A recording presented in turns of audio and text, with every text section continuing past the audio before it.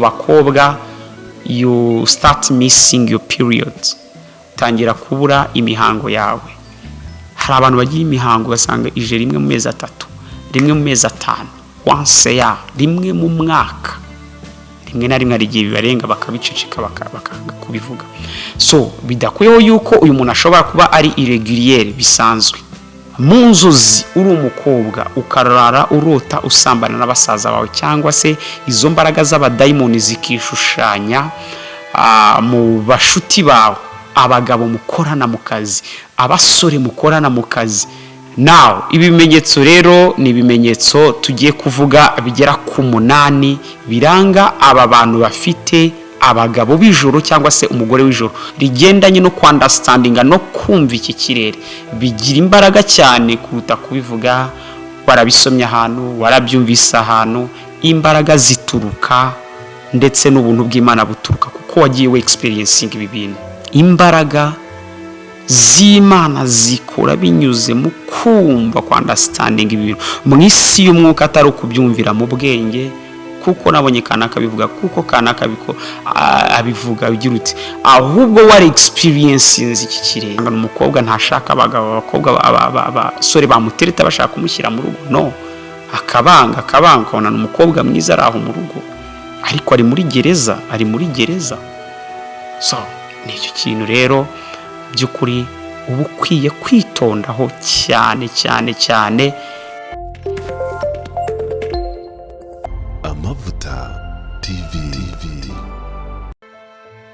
Bakunzi b'Amavuta TV ndabasuhuje. Shalom, amahoro y'Imana akomeze kubana namwe, umugisha w'Iteka atanga ukomeze kubomaho.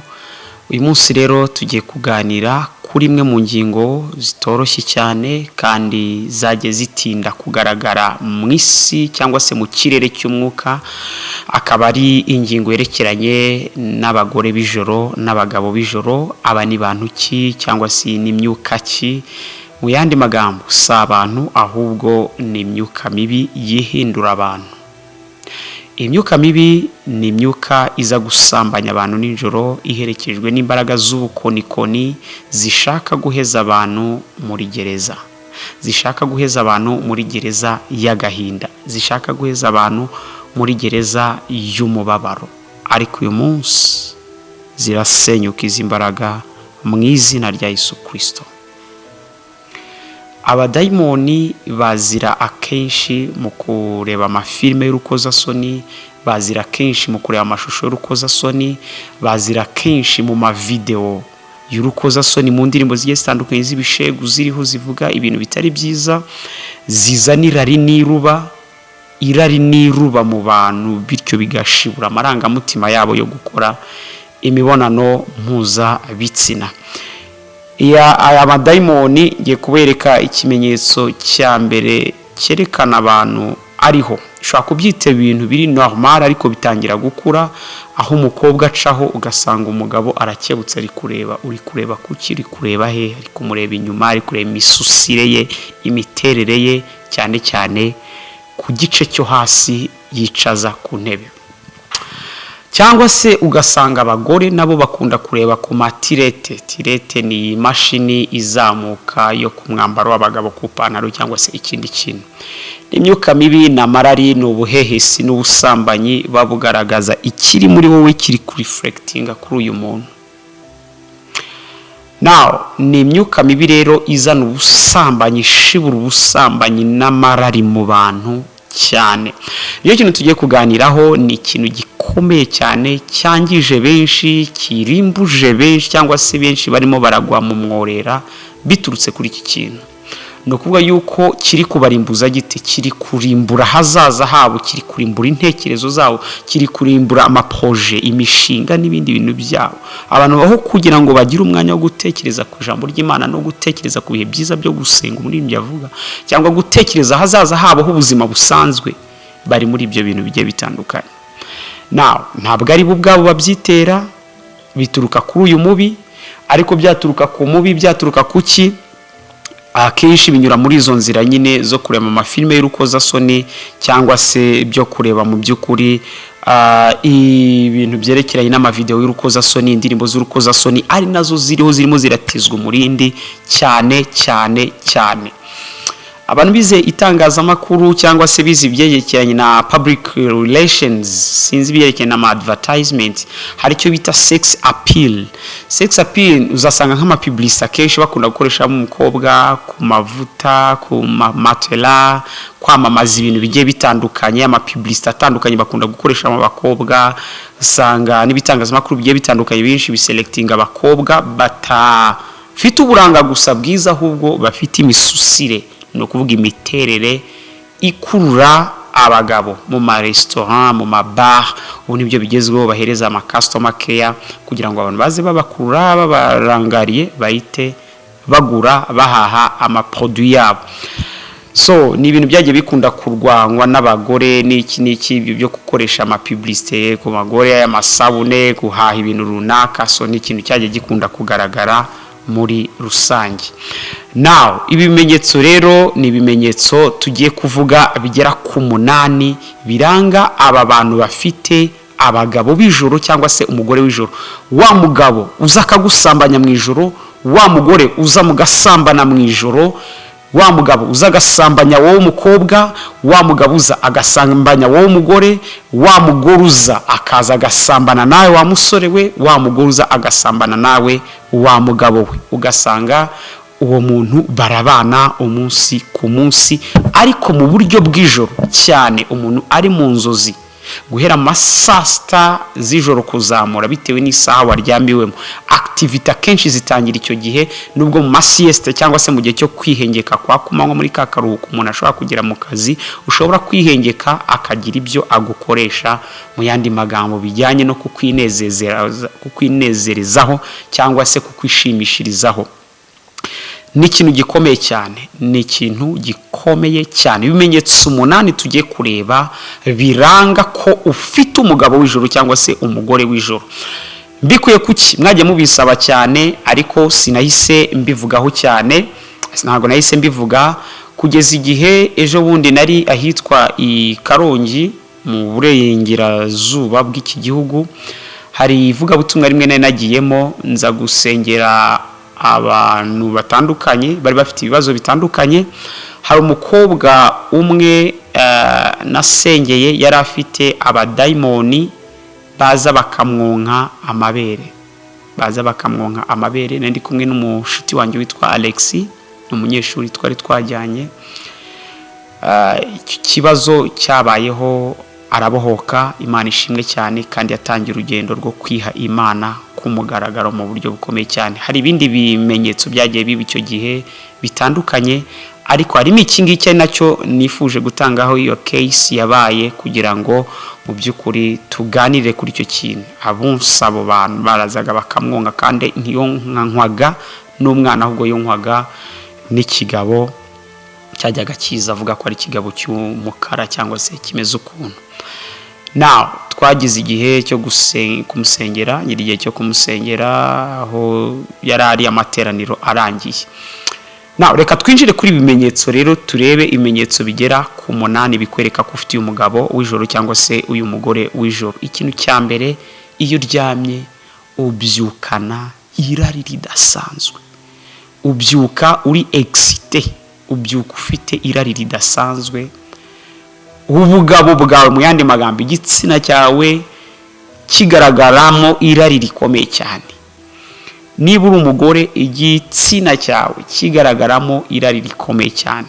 Urugingo myibarukiro rwawe, sinzi ukuntu twabivuga, rugaragaramo irari ridasanzwe cyangwa se iruba ridasanzwe. Mu yandi magambo ni ikimenyetso cya mbere. Ikimenyetso cya kabiri, twihuse sindi buze kubitindaho, ubyukana umujinya udasanzwe. You wake up angrily, ufite umujinya mu burakari budasanzwe, ugasanga ubyutse umenagura ibintu, ugasanga ubyutse uvuga nabi. Uwo munabi ukuye he? Ni umusaruro w'ibyo waraye muri mwe na rimwe utanazi. Arabibaho bagahita babimenya, ari nacyo tugiye kureba cyane muri ibi bimenyetso. Of course icyo kintu ni ikintu kidasanzwe. Ari abantu babyukana umunabi atari uko umukuye mu bitotsi w'abandi, ushobora kumukura mu bitotsi akabyuka baba, ariko hari n'ukundi kuntu umuntu abyuka buri gihe akabyuka baba afite umujinya umuranduranzuzi. Ni kimwe mu bimenyetso bizakwereka ko ufite umugabo w'ijoro cyangwa se umugore w'ijoro. Nashatse kubanza kuba nakora ibimenyetso by'abagabo b'ijoro cyangwa se by'umugore w'ijoro, ariko ndavuga no, reka mbihurize hamwe. Nubwo iby'umugabo w'ijoro bishobora kuba byinshi ndetse n'iby'umugore w'ijoro nabyo bikaba byanarenga 8, ariko narebye iby'ingenzi bikomeye cyane bikunda kugaragara, biri common cyane bikunda kugaragara. Icya kabiri ni ukubyuka uvuga nabi, byukana umunabi. Icyambere no kubyukana irari niruba ridasanzwe.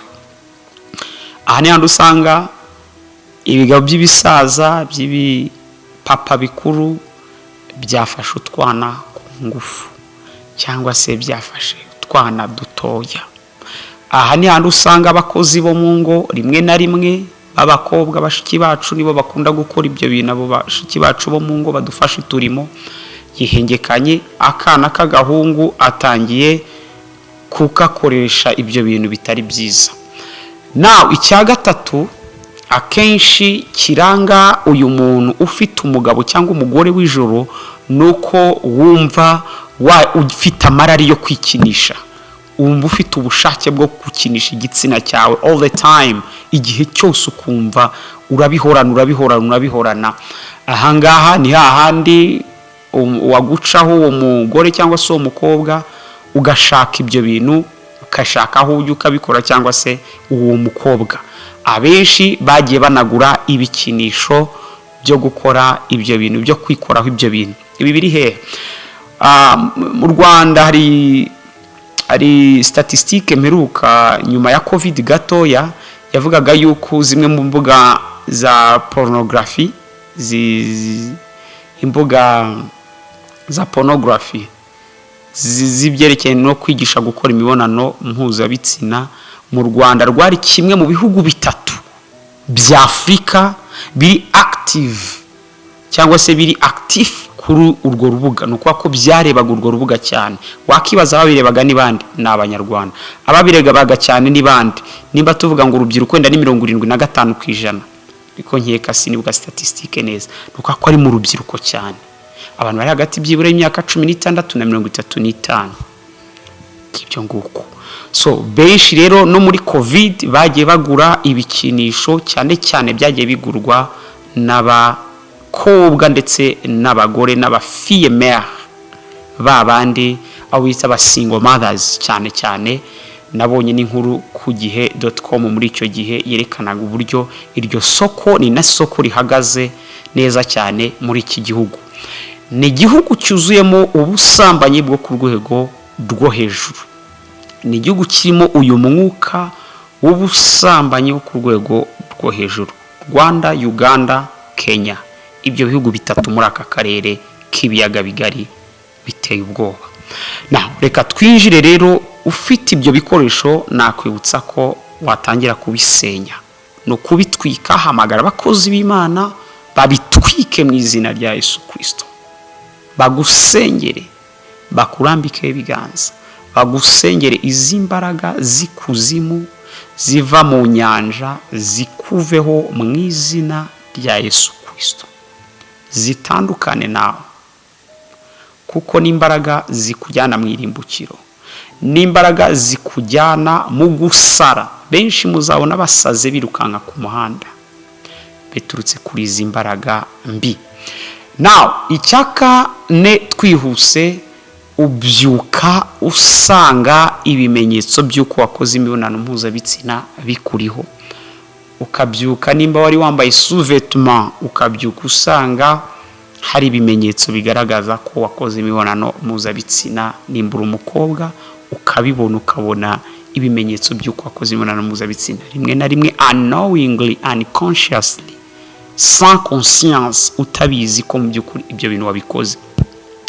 Ku basore nuko nguko, ugasanga hari ibimenyetso uri kwibonaho yuko wakoze, waraye mu ijoro ukora ibyo bintu mu badayimoni. Niko navuga, we ntabwo uzi ko ari abadayimoni, nko ku kimenyetso tugiye kubona. Ikimenyetso cya gatanu twihuse. Ikimenyetso mu by'ukuri urota noneho uri murabikora, uri musambana. Satani rimwe na rimwe abadayimoni hari igihe baza bishushanyije mu nshuti zawe, umugore mukorana, umukobwa mukorana, umukobwa mwiganye, umugore mwiganye, ubwo ndavuga ku bagabo. Rimwe na rimwe ugasambana nabo muri famiye yawe, bashiki bawe cyangwa se abakazinzi bawe, abakuzine, ababyara bawe ndetse n'abandi mu miryango. Hari n'abarota basambanya ba nyina babo. Ni ibintu bikomeye cyane. Ntabwo ari uko uri gusambanya mama wawe, ahubwo ni imbaraga za Satani zishushanya muri uwo mwuka. Hari igihe no ku rundi ruhande zijya mwa mama wawe, nazo zikajya zibasambanisha. Nuko iki gikorwa kigenda. Mu nzozi uri umukobwa ukarara urota usambana n'abasaza bawe, cyangwa se izo mbaraga z'abadayimoni zikishushanya mu bashuti bawe, abagabo mukorana mu kazi, abasore mukorana mu kazi, barimo bagukoraho iyo mibonano mpuzabitsina. Wabyuka wa mugore wa mukobwa we, rimwe na rimwe ukabona ibimenyetso byerekeranye n'uko koko wakoze iyo mibonano mpuzabitsina, ukibonaho ibyo bimenyetso simusiga, ukabibona koko wayikoze. Rimwe na rimwe hari na benshi ntabwo babyitaho, wumva ari ibintu bisanzwe, ndetse bamwe bakumva baranishimye wenda kubw'inzozi bagiye bagira, ngo bakarota bahavinga fun. So ni ibintu biri demoniac, ni ibintu by'abazimu, by'abadayimoni ku rwego rwo hejuru rudasanzwe. N'imbaraga zirimo zirakora mu isi ya none ya technology. Abo wirirwa ureba kuri Facebook, wirirwa ureba kuri Twitter, ndumva ngo yabaye X, abo wirirwa ureba kuri za TikTok, abo wirirwa ureba kuri n'izindi za Telegram n'ibindi za WhatsApp status n'ibindi bigiye bitandukanye. So these are evil powers. Izi ni imbaraga zikuzimu zitsikamiye abantu muri iyi minsi. Nowadays Satan is working very hard because he knows the end is near. Ari gukora cyane. Arakataje Satani, arabizi ko iherezo rya byose riri bugufi.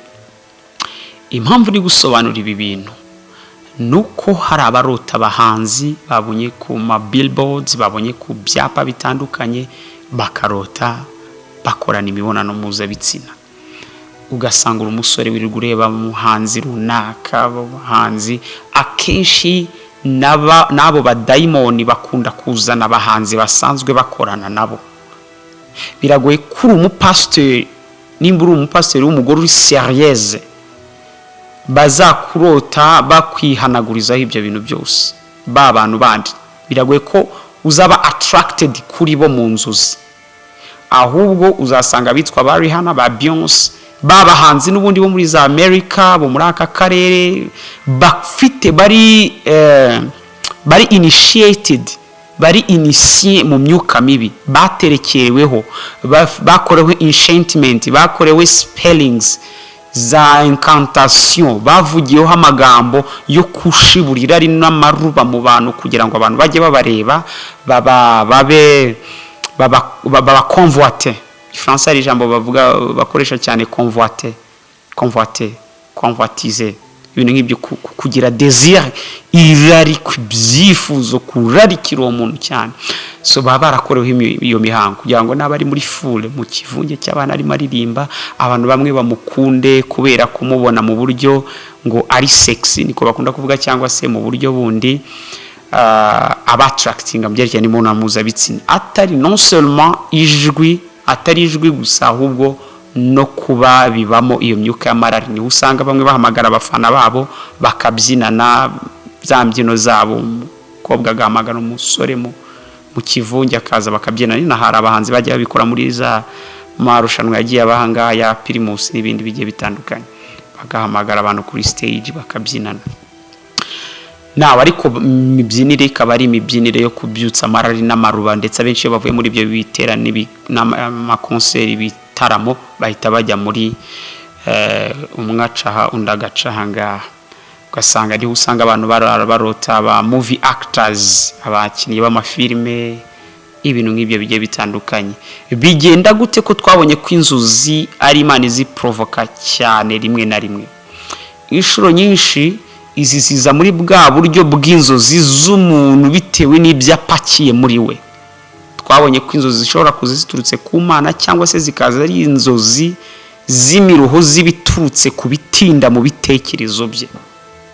Nimba uzibona izi nzozi rero rimwe kabiri gatatu, niyo mpamvu turimo turaganira nawe, no kugira ngo ibi bintu rota ubona Imana irakuburira kugira ngo ubyirinde ubivemo, uyu mugozi ucike mu izina rya Yesu. Iyi mbaraga iguhagazemo igusohokemo mu izina rya Yesu. Iyi mbaraga yagutwaje igitugu igusohokemo mu izina rya Yesu. Ikimenyetso cya gatandatu, ku bakobwa, you start missing your period. Tangira kubura imihango yawe. Hari abantu bagira imihango basanga ije rimwe mu mezi 3, rimwe mu mezi 5, once ya rimwe mu mwaka, rimwe na rimwe arigiye bibarenga bakabiceceka bakanga kubivuga. So bidakuyeho yuko uyu muntu ashobora kuba ari irregulier bisanzwe. Hari umumama cyangwa se hari umukobwa ushobora kutagira period ihoraho, ahubwo agira amatariki cyangwa se iminsi igenda ihindagurika. Ariko iyo ituruka kuri aba bagabo b'ijoro akenshi arayibura amezi 3, amezi 5, amezi 6 yarayibuze. Nibyo bintu baba bagukoreraho by'iyo mihango n'ibindi bintu bigiye bitandukanye. Some of them ni ikintu kindi tuzagaruka kindi myuka nayishamikiye kuri iyi. Baranabyara. Ibyo byo iyo case tuzayigarukaho iyo case yo kubyara ukaba ufite famille mu mwuka n'ibindi bintu bitandukanye. Tuzayigarukaho nayo irimo iragenda ifata izindi ntera bitewe n'abantu baza tukaganira, tukabaganiriza mu kirere cy'umwuka, tukabereka ibiba biri kuba, ubundi twarangiza tugasenga muri rusange. Hello.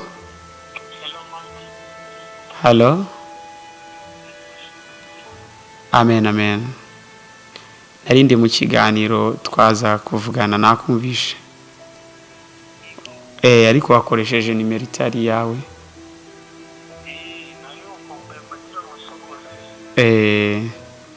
So umeze gute mu gakiza, uhagaze gute?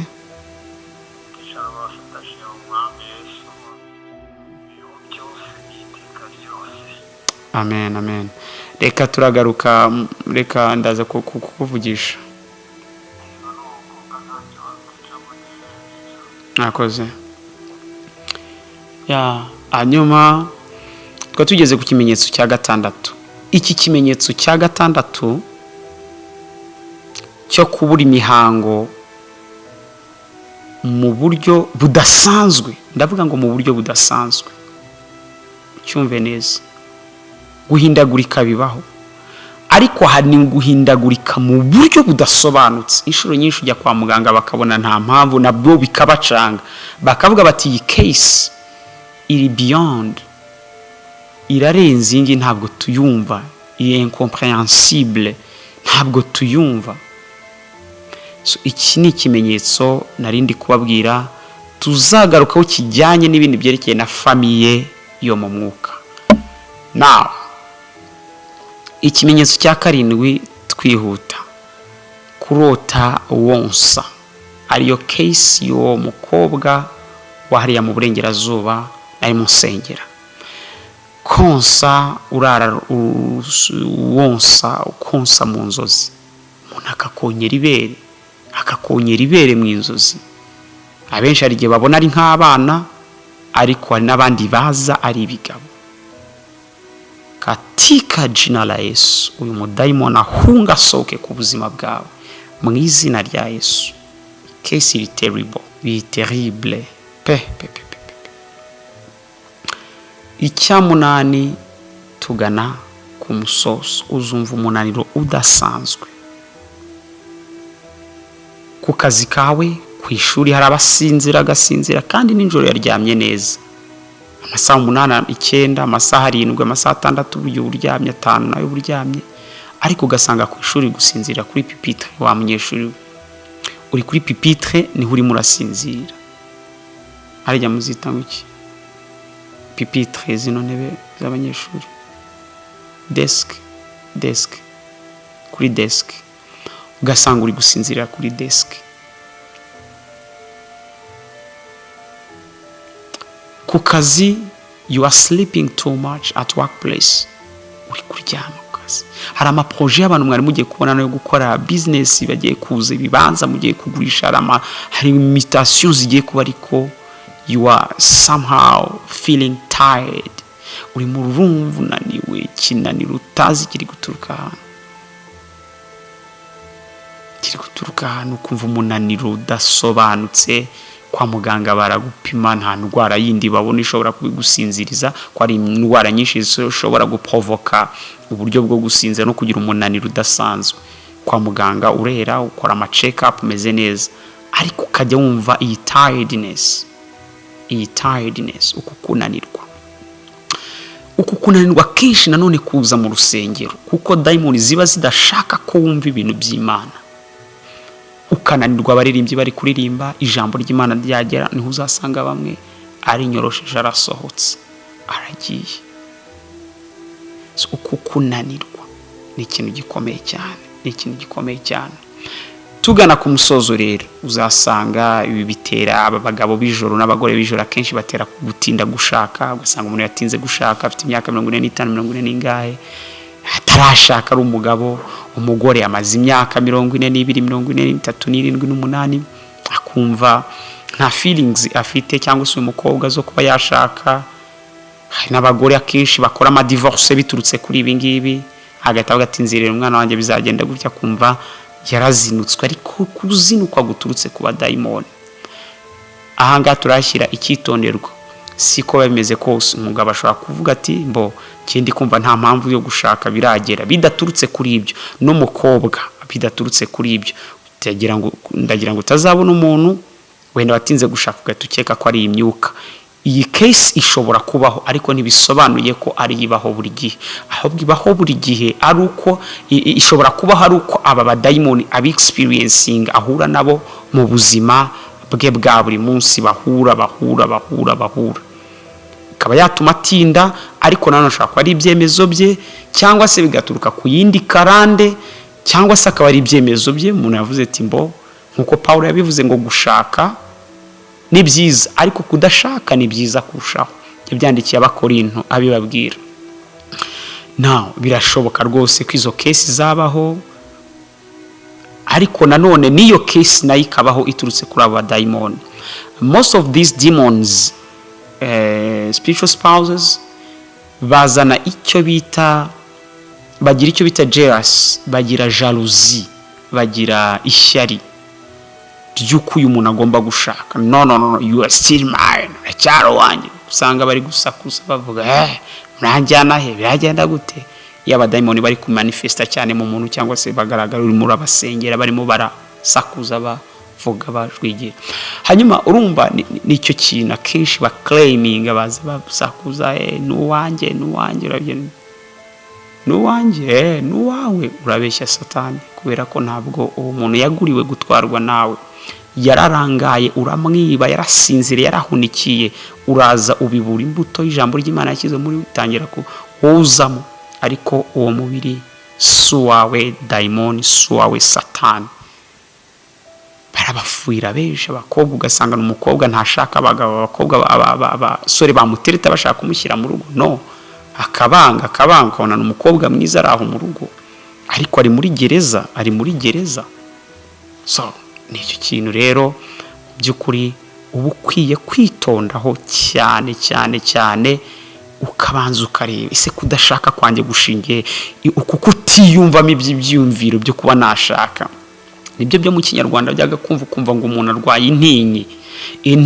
Uratinya ubwoko bw'abantu, ariko ubwoko bw'ibindi bigirwamana n'ibyo bisatani bikabaho udafite intinyi. Ikintu mukitondere, intinyi ni ijambo ryaje rikunda kumvikana cyane mu muco nyarwanda.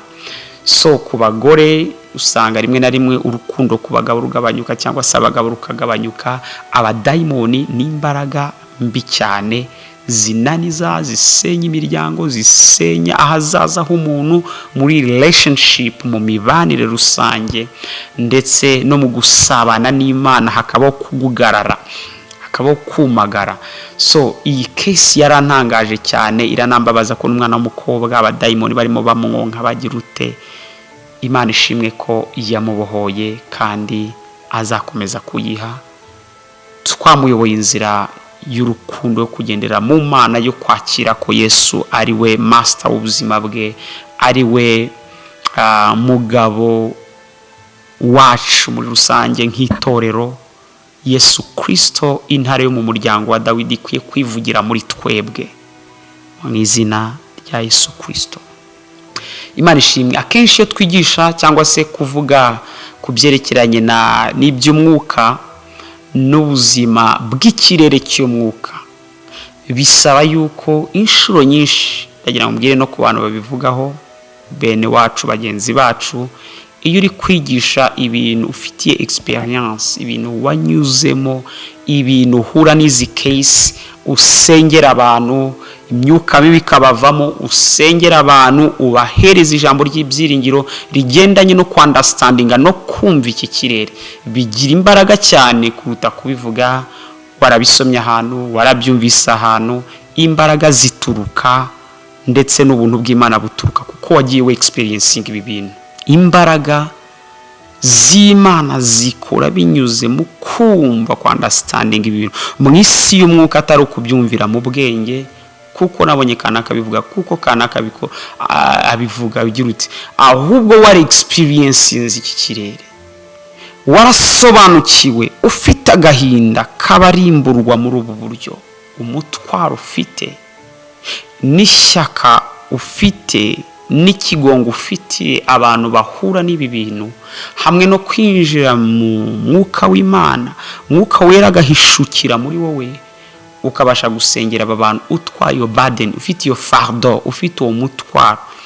Imbaraga z'Imana nta kabuza zirakora kandi abantu b'Imana bakabasha kubohoka. Yakobo ibice 4:7 n'uwa8 Bibiri ivuga ikiravuga ngo murwanye Satani nawe azabahunga, mwegera Imana nayo izabegera. Urugamba turiho n'urugamba Paulo yandikiye Abefesi ibice 6:12 arabwira ngo kuko tudakirana n'abafite inyama n'amaraso, ahubwo dukirana n'imyuka mibi ndetse n'abategeka b'ahantu ho mu ijuru, muri cya kirere turwanira. Imana ishimwe cyane. Yakobo ibice 4:7 n'uwa8 aravuga ngo nuko rero umugandukira Imana, ariko murwanye Satani nawe azabahunga. So mugandukira Imana, mwiha Imana nk'abazuki, musenge amanywa na nijoro, mwihatire gusenga. Gusenga ni ubuzima, ni vitamine zo mu Kristo, ni vitamine zo mu mwuka zityaza umuntu w'imbere. Uyu muntu w'imbere agatyara akaba ari sharpened, atyaye. Umukristo udasenga ubuzima bwe buba bucagase. Umukristo udasenga ubuzima bwe buba buri hafi ya ntabwo. Gusenga ni imbaraga z'umukristo, ni moteri y'umukristo, ni essence y'umukristo, ni essence y'imodoka itwaye umukristo, ni imbaraga. Mu yandi magambo, gusenga, to pray, ni imbaraga. Thank you Lord Jesus Christ. Ndagushimiye ko uri Imana ishobora byose, Yesu Kristo uri Imana iri hejuru ya byose. Imbaraga zawe mwuka wera ziri hejuru ya buri imbaraga mbi yose. Ndasenze kubw'ubutware mpabwa na Yesu Kristo, ndatsikamiriza imbaraga za sekibi zakoreye muri uyu mukobwa.